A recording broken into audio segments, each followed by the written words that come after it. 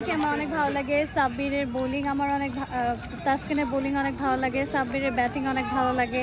তো সব মিলে আসলে কম্বিনেশন আছে একটা, সবাইকে ভালো লাগে। আমাদের টিমে এক এক সময় এক একজন ভালো খেলে, বাট অলরাউন্ডার বলতে গেলে we have one person, that is Shakibul Hasan, and I always like him the most. আমার খারাপ লাগে, আই মিস হিম। আমার মনে হয় যে আমাদের দেশ থেকে অনেক বড় একটা স্টার হারিয়ে গেছে, যেটা যার আর কি আমাদের দেশের প্রতি অনেক অবদান ছিল।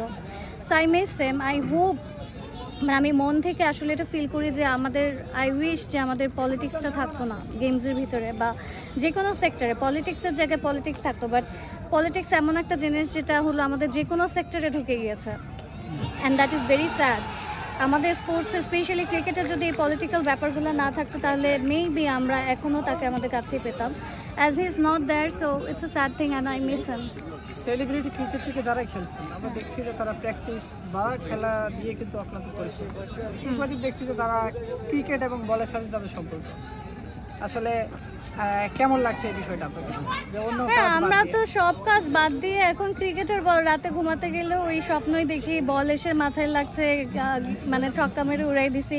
আজকে ইনফ্যাক্ট সকালে আমি দেখেছি অনেক লম্বা একটা স্বপ্ন যে আমি ক্রিকেট খেলছি, এতগুলা মানে ছক্কা মারছি, আবার আমি আউটও হয়ে গেছি। সো এইটা এখন আমাদের স্বয়ং স্বপ্নের এই ব্যাটার বলই চলছে, আর কিছু। খেলা সমাপ্তির পর নিজেকে আবার কোন জায়গায়